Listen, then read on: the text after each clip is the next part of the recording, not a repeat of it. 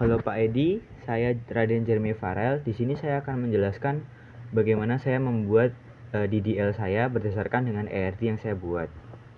Oke, pertama-tama yaitu kita akan membuat create database. Nah, karena company yang saya gunakan adalah Telkomsel, maka saya menggunakan MyTelkomsel di sini. Saya telah membuat database MyTelkomsel dan use MyTelkomsel sebagai database yang baru. Nah, selanjutnya ini adalah ERD kelompok saya. Terdapat 4 tabel, yaitu user dengan primary key user ID, user quota dengan primary key user quota ID, dan foreign key-nya user ID, kemudian quota dengan primary key unique ID, kemudian transaction dengan primary key transaction ID, dan foreign key-nya user quota ID. Dan sini adalah list yang ada di database tersebut. Nah, berdasarkan dari tabel-tabel ini, maka saya membuat 4 tabel juga, yaitu create table user, user quota, quota, and transaction. Nah, dari keempat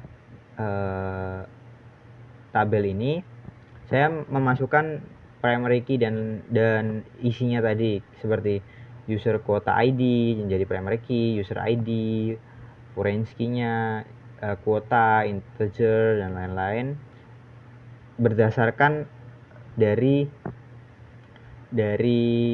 ERD yang telah kelompok buat. Nah, kemudian ketika semua data sudah dimasukkan, saya menggunakan alter table add constraint untuk menyambungkan antara table satu dengan table lainnya. Nah, di sini kan table user dengan user quota dengan quota, terus user quota dengan transaction. Maka saya membuat tiga alter table, yaitu alter table user quota yang pertama dan alter table user quota yang kedua.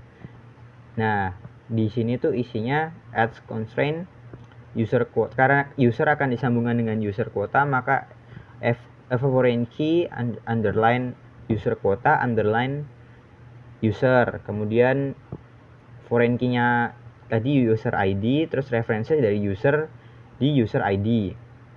Nah, yang selanjutnya alter table dari yang pertama, yaitu user quota ke quota. Nah, itunya foreign key quota user quota. Foreign key ini diambil dari unique ID, referensinya quotas and unique ID yang ada di sini. Terus yang ketiga adalah menyambungkan user quota ke transaction, yaitu dengan foreign key add constraint foreign key underline transaction underline user quota. Nah, di sini dipakainya foreign key user quota ID, referensinya dari transaction user quota ID. Sekian, terima kasih.